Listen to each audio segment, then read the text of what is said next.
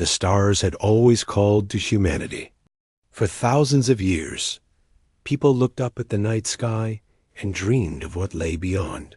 When they finally reached those stars, they found they were not alone. The galaxy was full of life, full of civilizations far older and far more powerful than Earth had ever imagined. 30 years ago, humanity had joined the Galactic Concord. It was supposed to be a new beginning. Instead, it became a lesson in humiliation. Admiral Tejo Park stood on the observation deck of the GSS Unity, Earth's flagship. At 52 years old, he had spent most of his adult life serving in the human fleet. His hair was gray now, and deep lines marked his face. He had seen too much. He had swallowed too much pride. Through the wide windows, he could see the planet below, Earth, blue and green and beautiful, the only true home humanity had ever known. "Sir?" a voice said behind him. "The Concord Assembly has responded." Tejo did not turn around.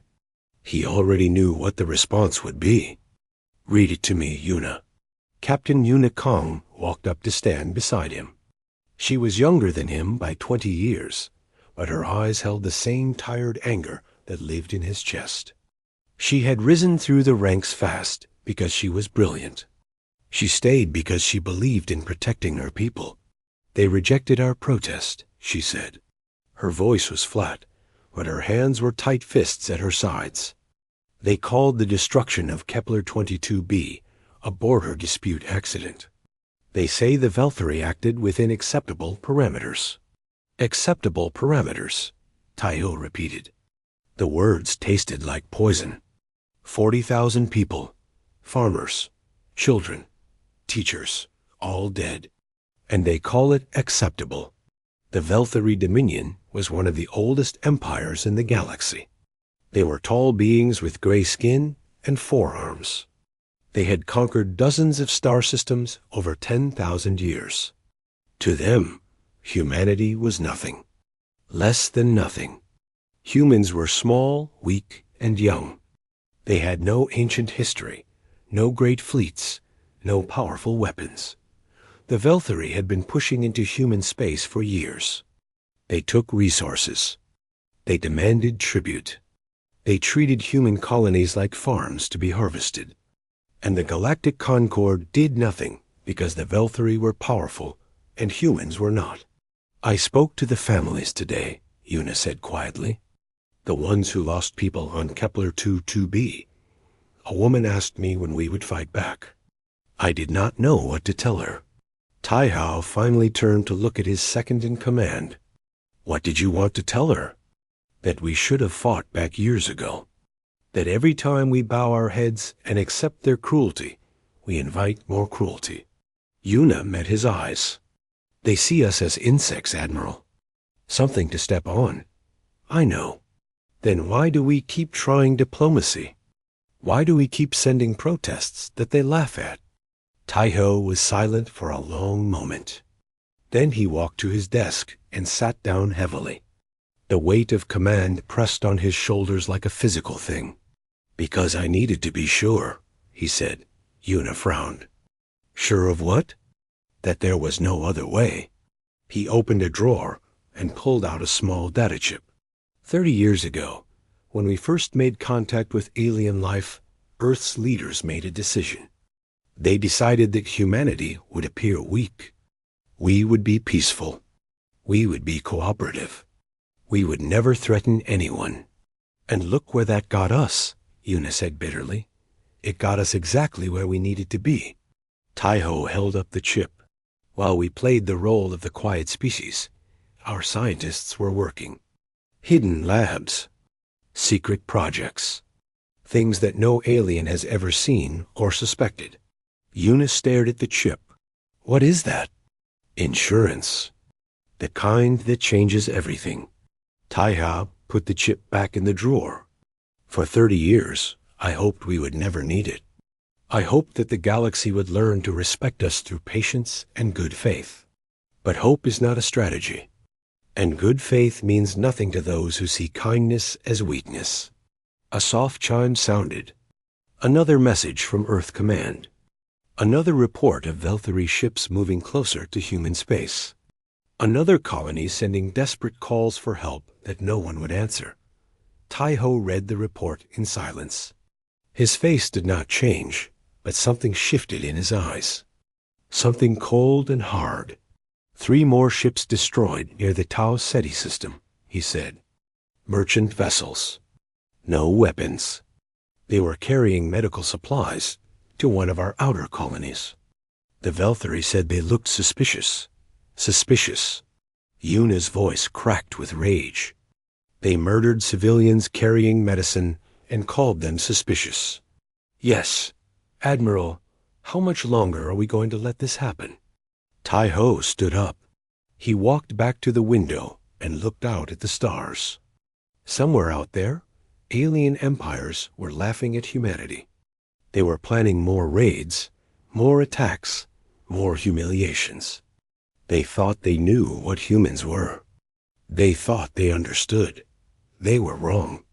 Do you know what makes humans different from every other species in this galaxy? Tai-Ho asked. Yuna shook her head. Every other species we have met grew up safe. They evolved on peaceful worlds. They expanded slowly into space over millions of years. They never had to fight for survival the way we did. Tai-Ho's reflection stared back at him from the dark glass. Earth was never peaceful. We fought ice ages. We fought predators. We fought each other.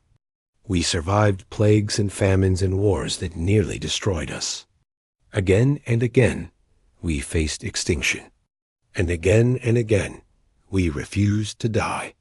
What are you saying, sir? Tai-Ho turned to face her. His eyes were calm, but there was fire beneath the calm. The fire of a man who had finally made a decision he could not take back. I am saying that they have mistaken our patience for weakness. They have mistaken our silence for surrender. He walked to his communication console and began typing a coded message. They pushed us because they thought we could not push back. They were wrong. What is Protocol Ember? Yuna asked, reading the words on the screen. The end of their illusions. Tai-Ho pressed send. And the beginning of something they never expected. The message flew through space toward Earth. In secret facilities on 4 continents, scientists received the coded order and began their work. 30 years of preparation. 30 years of hidden genius. All of it was about to be unleashed. Admiral Tai-O Park looked at the stars one last time. Tomorrow, everything would change. The galaxy thought it knew humanity. The galaxy was about to learn how wrong it had been. They wanted us quiet, he said softly. Soon, they will beg for our silence. 6 months passed after Admiral Tai-Ho sent the coded message. 6 months of blood and fire and death. The Velthari grew bolder with each passing week. They no longer pretended their attacks were accidents. They no longer made excuses to the Galactic Concord. They simply took what they wanted and killed anyone who stood in their way. 3 more human colonies were attacked. The death toll rose past 100,000. Men, women, and children who had done nothing wrong except be born human in a galaxy that hated them. High Commander Rethok of the Velthari Dominion became famous across the stars. He appeared on broadcasts that reached every corner of the galaxy, mocking humanity with a smile on his gray face. Look at these creatures, he said in one such broadcast.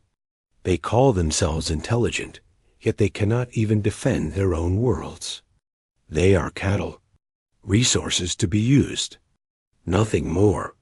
Other alien species watched these broadcasts and began to see opportunity. If the Velthari could attack humans without consequence, why could they not do the same? Soon, human merchant ships were being raided by a dozen different species. Human workers on alien worlds were being kidnapped and forced into labor. Human travelers were being robbed, beaten, and sometimes killed. The galaxy had decided that humanity was prey, and prey existed only to be hunted. On the colony world of New Bizan, a young woman named Hana Cho stood in the ruins of what had once been her home. The Velthari had come 3 days ago. They had taken everything of value and burned the rest. They had killed anyone who resisted. Hana's brother had resisted. She found his body in the rubble of their family's farm. He was 24 years old. He had dreamed of becoming a teacher. Now he was just another number in a casualty report that no one would read. Hana did not cry. She was beyond tears. Something inside her had broken, and in its place was a cold, hard thing that felt like stone. Around her, other survivors gathered what little they could carry. A ship was coming to take them to Earth, not because the Galactic Concord had sent help, but because other humans had scraped together enough resources to save their own people. "We will rebuild," someone said. It was supposed to be encouraging. Hana said nothing. She looked up at the sky where the Velthari ships had disappeared. Rebuild, she thought. Yes, we will rebuild. And then we will make them pay. Far away, on Mars. Dr. Minho Beek had not slept in 3 days. He was a thin man with messy hair and tired eyes. He wore the same clothes he had worn yesterday and the day before. There was no time to change. There was barely time to eat. Every minute mattered now. Around him, his team of scientists worked in a secret facility buried deep beneath the red planet's surface. They had been working here for 30 years, ever since humanity first discovered the truth about hyperspace travel. The galaxy thought hyperspace was a natural phenomenon. Ancient civilizations had discovered how to use it, how to build lanes through folded space that allowed ships to travel between stars in days instead of centuries. Every species in the Galactic Concord depended on these hyperspace lanes for everything: trade, communication, military movement. Without hyperspace, galactic civilization would collapse. What no one knew except for a handful of humans was that hyperspace was not natural at all. It was artificial. Some ancient species, long extinct, had created the entire network millions of years ago. And anything that could be created could be destroyed. Minho had spent his entire career figuring out how. The door to his laboratory opened. Admiral Tai-Ho walked in, his uniform crisped despite the early hour. Captain Yuna followed close behind. "Doctor," Tai-Ho said, "I need a progress report." Minho pushed his glasses up his nose and gestured at the massive machine that filled the center of the room. It looked like a sphere made of light, pulsing with energy that hurt to look at directly. "It is ready," he said simply. "The system is complete. We have tested it on small scales. When we activate it fully, every hyperspace lane in the galaxy will collapse. Ships in transit will be lost. Communications will stop. No one will be able to travel faster than light. For how long?" Yuna asked. "For as long as we want. We control the reactivation sequence. Without our codes, the lanes stay dead forever." Tai-Ho walked slowly around the machine. His face showed nothing, but his eyes were calculating, weighing the cost of what they were about to do. "If we do this," he said, "we do not just hurt the Velthari. We hurt everyone. Billions of people on thousands of worlds who depend on trade for food, medicine, and resources. Many of them will die." "Yes," Minho said. He did not look away. "I have run the numbers. The death toll will be enormous. Entire civilizations may collapse. It will be the worst disaster in galactic history. And you built this weapon anyway. Because you asked me to. Because I watched my sister die on Kepler 2b. Because sometimes the only way to stop a fire is to burn everything around it." Minho's voice was steady. "I did not build this weapon because I wanted to use it. I built it because I knew that someday they would push us too far. And when that day came, we would need a way to push back." Tai-Ho was silent for a long moment. Then he turned to Yuna. "What do you think, Captain?" Yuna thought about the reports she had read that morning. Another colony attacked. Another 1,000 dead. Children who would never grow up. Parents who would never see their families again. "I think they have already killed us by the hundreds of thousands," she said. "I think they will not stop until we are all dead or enslaved. I think we have tried everything else. Diplomacy, protests, appeals to justice. Nothing worked because they do not see us as people. They see us as things. And this?" Taiho gestured at the machine. "This makes them see us. For the first time in 30 years, this makes them understand that we are not things. We are not cattle. We are human beings. And human beings do not go quietly into the dark." Taiho nodded slowly. He looked at Minho. "When the Velthri fleet arrives at Earth, they will expect us to surrender.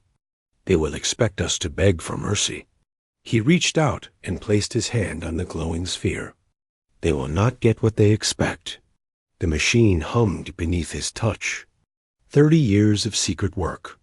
30 years of hidden genius.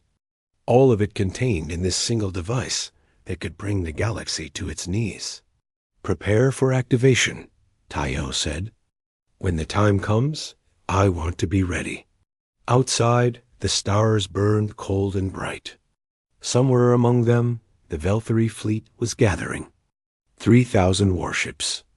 The largest armada the galaxy had ever seen. All of it coming for Earth, that they thought they were. Coming to end humanity. They had no idea that humanity was about to end everything else first. Velthri fleet arrived on a Tuesday. 3,000 warships emerged from hyperspace in perfect formation. They filled the sky above Earth like a swarm of metal insects, each one bristling with weapons that could burn cities to ash. It was the largest military force ever assembled in galactic history. An army built to crush a species that had dared to exist. On the bridge of his flagship, the Dominance, High Commander Rithok watched the blue planet below, Earth, the home world of the humans. Such a small, fragile thing. "Open a channel to their fleet," he ordered. His communications officer obeyed. A moment later, the face of Admiral Taiho Park appeared on the screen. The human looked calm, almost peaceful. Rithok found it amusing. "Admiral," Rithok said, spreading his forearms in a gesture of mock welcome, "I come with a simple offer. Surrender your world. Submit to the Dominion. Become what you were always meant to be, servants of your betters." Taiho did not respond immediately. He seemed to be looking at something beyond the screen, beyond Rithok, beyond the fleet that surrounded his world. "And if we refuse?" he asked quietly. Rithok laughed. It was a harsh sound, like stones grinding together. "Look around you, Admiral. You have 40 ships. I have 3,000.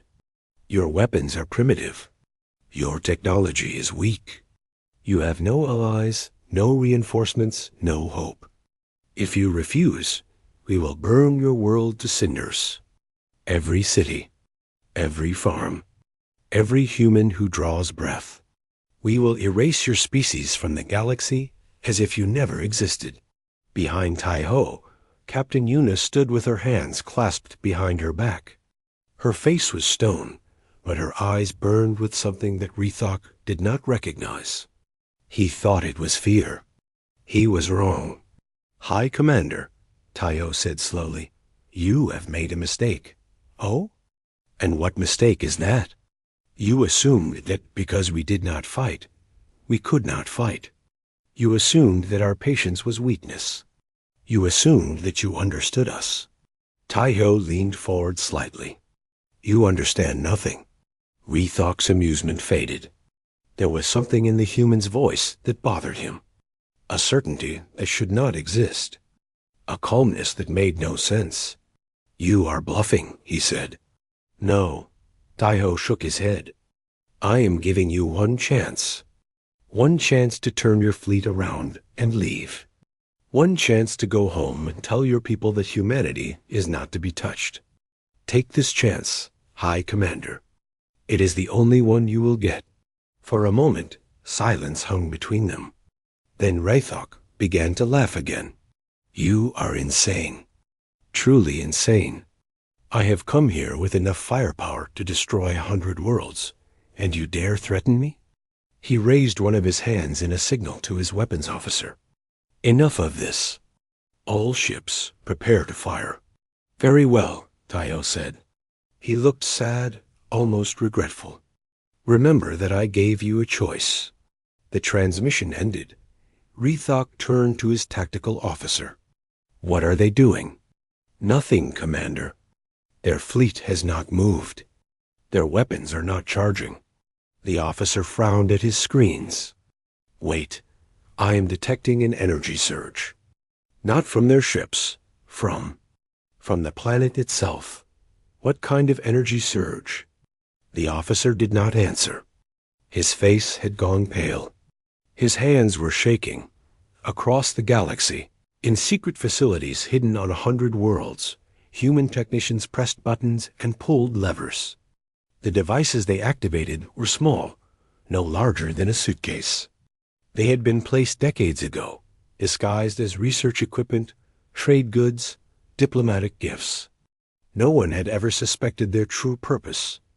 On Mars, Dr. Minho Beek stood before the master control panel. He thought of his sister, dead on Kepler 22b. He thought of the reports he had read, the thousands of humans killed, the millions more who lived in fear. He thought of what he was about to do, and what it would cost Dot. Then he pressed the out button. The effect was immediate. The hyperspace lanes that connected every star system in the galaxy began to collapse. It started slowly, like cracks spreading through ice, then accelerated with terrifying speed. Within seconds, the entire network was gone. 30 million years of ancient technology, destroyed in a heartbeat. Ships that were traveling through hyperspace simply vanished. They were caught between dimensions, trapped in folded space that no longer existed. Thousands of vessels, millions of lives, gone in an instant. Communications between star systems stopped. The signals that connected civilizations were suddenly silent. Worlds that had spoken to each other for millennia were now alone. The galaxy went dark. On the bridge of the Dominance, alarms screamed. Officers shouted over each other in confusion and fear. Rethok grabbed his tactical officer by the collar and lifted him from his seat. "What is happening?" He roared. "The hyperspace lanes are gone," the officer gasped. "All of them. Everywhere. Commander, we cannot leave. We cannot call for reinforcements. We cannot communicate with home. We are stranded." Rethok dropped him and stared at the view screen. Earth hung in the blackness, peaceful and blue, as if nothing had changed. But everything had changed. "Impossible," he whispered. "This is impossible. No one has the technology to do this. No one." The screen flickered. Admiral Tejo's face appeared again. "High Commander," the human said. "I told you that you did not understand us. Now perhaps you are beginning to. What have you done?" Rethok's voice cracked. "You have destroyed the hyperspace lanes.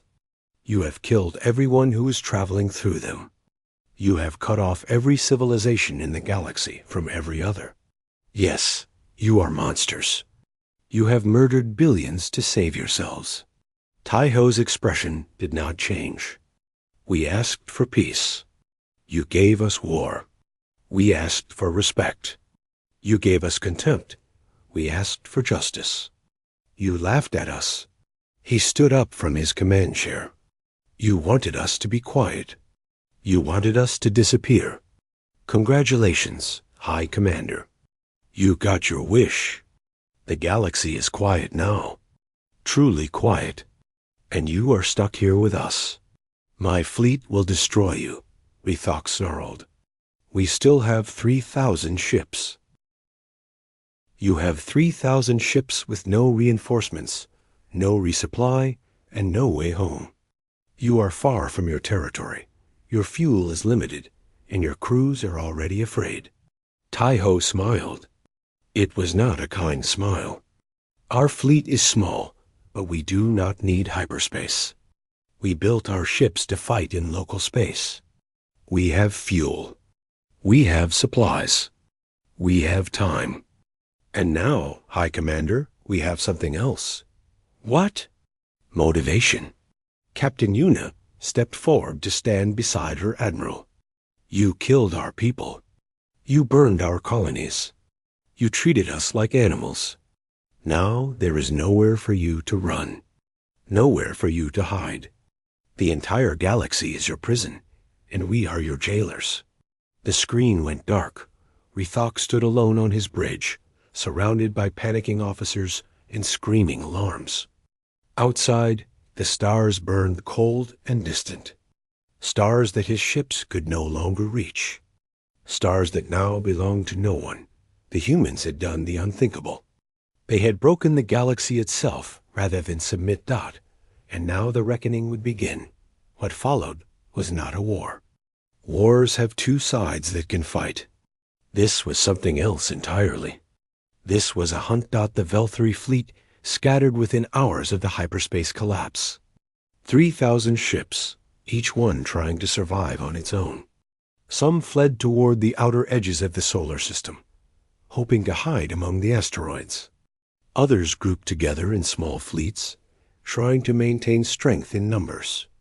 A few attempted to attack Earth directly, hoping to destroy the humans before the humans could destroy them. None of it mattered. Captain Yuna Kong led the human counterattack. Her ship, the Defiance, was small compared to the massive Velthari warships. It carried a crew of 200 and weapons that any alien admiral would have called primitive. But the Defiance had something the Velthari ships did not have: a home. Target the engine clusters, Yuna ordered as her ship closed in on a Velthari cruiser. They cannot run if they cannot move. Her weapons officer fired. Bright beams of energy cut through the darkness and struck the cruiser's engines. The alien ship shuddered and began to drift, powerless. Boarding teams ready, Yuna said. Take them alive if you can. Dead if you must. Across the solar system, similar scenes played out again and again. Human ships, small and fast and ruthless, attacked the scattered Velthari fleet with precision and fury. They did not fight fair. They did not follow the rules of war that alien civilizations had established over millennia. They fought to win. The Velthari crews were not prepared for this kind of combat. They had spent their lives believing that they were superior to everyone. They had never faced an enemy that had nothing to lose. They had never fought people who were fighting for their families, their homes, their very existence. One by one, the Velthari ships fell. Some surrendered. Their crews emerged with their hands raised, unable to understand how everything had gone so wrong. They were taken prisoner and transported to holding facilities on Mars. Admiral Tai-O ordered them treated with dignity, not because they deserved it, but because humans were not the monsters the Velthari had claimed they were. Other ships refused to surrender. They fought until their weapons were empty and their hulls were breached. They died in the cold darkness of space, far from home. Unmourned and UNREMBERED. Within 3 weeks. The human fleet had destroyed or captured over half of the Velthari armada. High Commander Rithok watched his empire crumble from the bridge of the dominance. Every day brought new reports of lost ships, captured crews, dwindling supplies. His officers looked at him with eyes that held no hope. They knew they were going to die. They were just waiting to find out how. "Commander," his communications officer said one morning, "we are receiving a transmission from the human flagship." Rithok straightened in his chair. He had not spoken to Admiral Tai-O since that first day. Part of him had hoped the human would simply destroy the dominance without warning. A quick death would be better than this slow suffocation. Put it through, he said. Taiho's face appeared on the screen. He looked different now, harder. The kindness that had once softened his features was gone. In its place was something cold and certain. "Hi, Commander," Taiho said. "Your fleet is finished. You have lost over 1,500 ships. Your remaining vessels are scattered, low on fuel, and running out of food. You cannot win this fight." "Then kill me," Rethok said. He was surprised to find that he meant it. "No." Taiho shook his head. "I want you to see something first. I want you to understand what you have done." The screen changed to show a view of Earth. The planet was alive with activity. Ships moved between orbital stations. Lights glittered on the night side, marking cities that had not been destroyed, people who had not been killed. "This is what you tried to destroy," Taiho said. 8 billion people, families, children, dreamers and builders and artists. You called them cattle. You said they were nothing. But look at them, High Commander. They are still here. They survived everything you threw at them. The view changed again. Now it showed the surface of New Bizin, where rubble and ash had covered the ground just months ago. New structures were rising. Gardens were being planted. Children were playing in the streets. "This is Hanacho," Taiho said as a young woman appeared on the screen. She stood in front of a construction site, erecting workers with calm efficiency. "Your soldiers killed her brother. They burned her home. They took everything from her. And now she is rebuilding. Not just her own life, but her entire world." Rethok stared at the screen. He did not understand. His people had destroyed this colony. They had left nothing but death. How could these humans rebuild so quickly? How could they find the strength to continue? "We do not need your hyperspace lanes," Taiho continued. "We do not need your trade networks or your technology or your approval. Humans have always survived on their own. We survived ice ages and plagues and wars. We survived when everything told us we should die. And we will survive this." "You have destroyed the galaxy," Rethok said. "Billions of people on thousands of worlds will starve because of what you have done." "Yes." Taiho's voice did not waver. "And that is on you, High Commander. You and every other species that looked at humanity and saw something to be used. Something to be hurt. Something to be erased. We gave you chance after chance to treat us with basic decency. You refused. So we stopped asking. The screen returned to the live feed from the Dominance's external cameras. Human ships were approaching from every direction. The Defiance led the formation, its weapons glowing with readiness. "This is the end," Taiho said. "Not just for you, but for everything you believed. You thought power meant being able to hurt others. You thought strength meant making others weak. You were wrong. True strength is the ability to endure. True power is the will to rebuild. And humanity has both in abundance. What happens now?" Rethok asked. "Now you face justice. You will stand trial for your crimes against humanity. You will answer for every life you took, every home you burned, every child you orphaned." Taiho leaned forward.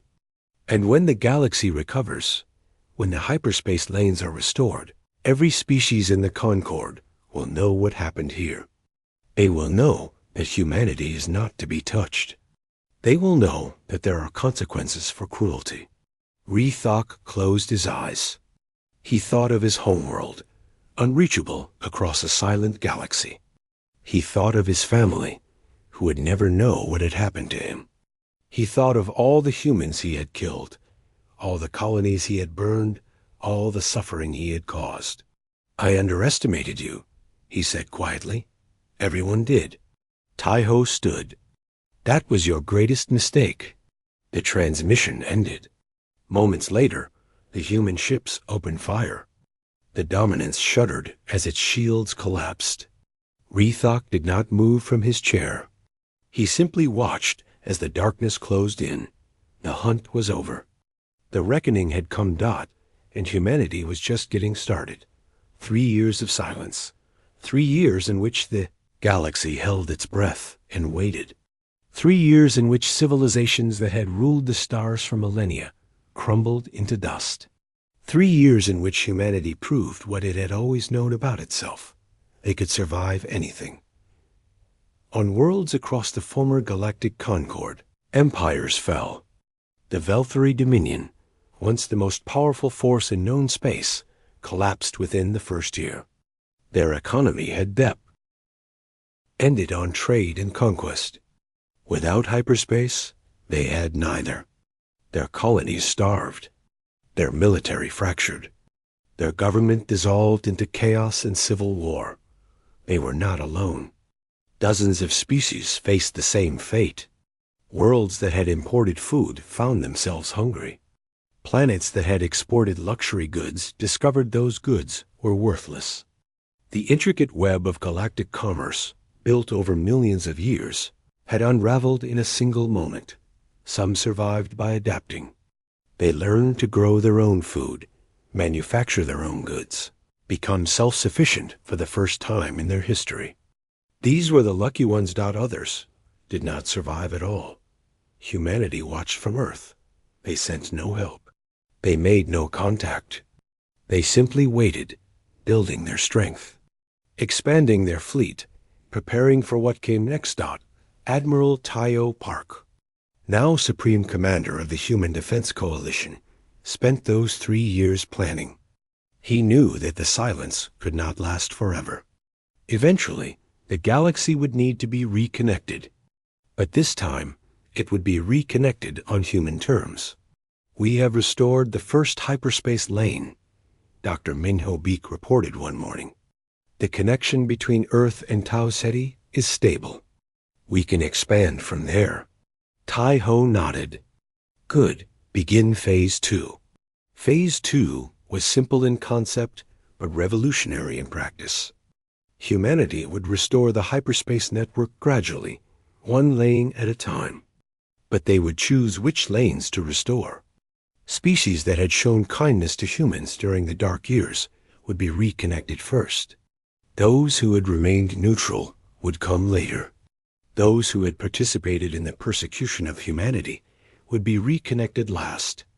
If at all, the first species to receive a restored lane was the Cathari, a peaceful civilization that had sheltered human refugees before the collapse. When their communications came back online, they found a message waiting from Earth. "We remember your kindness. Now we repay it." Other species received different messages. The Drothani, who had raided human merchant ships, found themselves still isolated after 2 years. When they finally received communication from humanity, the message was cold. "You have not yet earned reconnection. Demonstrate that you have changed." Slowly, painfully, the galaxy began to heal. And at the center of that healing stood humanity, no longer the quiet species that everyone had ignored. Now they were the gatekeepers, the ones who decided who could travel the stars and who could not. The new Concord Assembly met for the first time 3 years after the silence began. It convened on Station Unity, a massive space station that humans had built in orbit around Earth. Representatives from 200 species gathered in a hall that humans had designed. Following rules that humans had written, Dr. Minho Beek presented Earth's terms. His voice was calm, almost gentle, but the words were iron. First, permanent recognition of human sovereignty over all territories we currently control.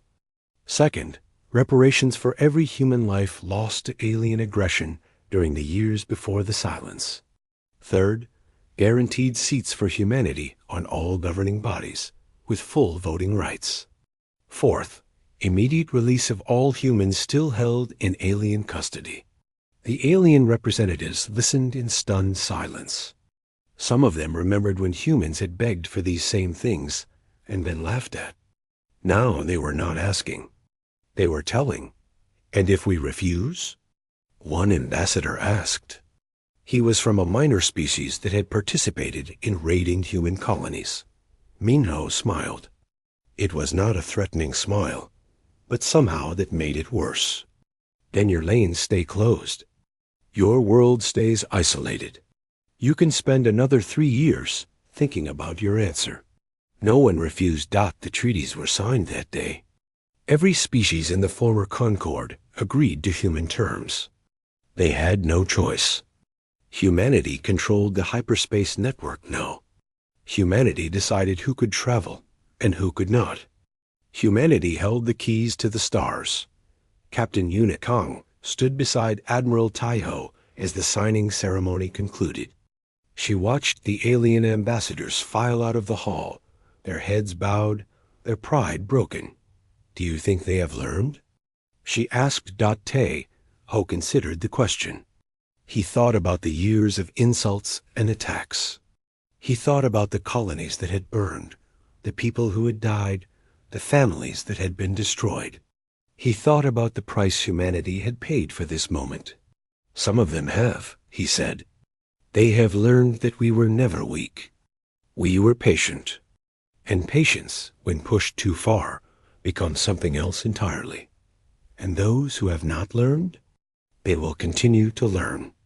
The universe is a patient teacher. He turned to face her. We did not want this, Yuna. I would have given anything to avoid it. But they did not give us a choice. I know. Yuna looked out the window at the stars. What happens now? Now we build something better. Not just for humanity, but for everyone. A galaxy where species are judged by their actions, not their power. Where kindness is rewarded and cruelty is punished. Where no one has to live in fear simply because they are different. On New Bizen, Governor Hannah Cho addressed her people.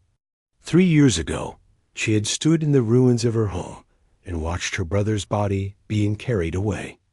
Now she stood in the capital of a thriving world, surrounded by cities that humans had built with their own hands. They pushed too far, she said. They thought we were weak because we did not fight. They thought we were stupid because we chose peace. They thought they could take everything from us and we would simply accept it. The crowd was silent, hanging on every word. They were wrong. We are human. We do not break. We bend, we adapt, we survive. And when someone forces our hand, we do not just fight back. We change the rules entirely. She looked up at the sky, where new ships were launching toward the stars. Human ships. Part of a human fleet that now controlled the most powerful weapon in the galaxy. Let this be a lesson to everyone who is watching. We wanted peace. We asked for peace. But when peace was denied us, we found another way. Not through surrender. Not through weakness. Through strength. Through unity. Through the unbreakable will that defines our species. The crowd began to cheer. It started soft and grew until it shook the very air.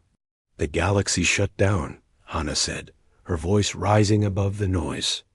And when it woke up, humanity was in control.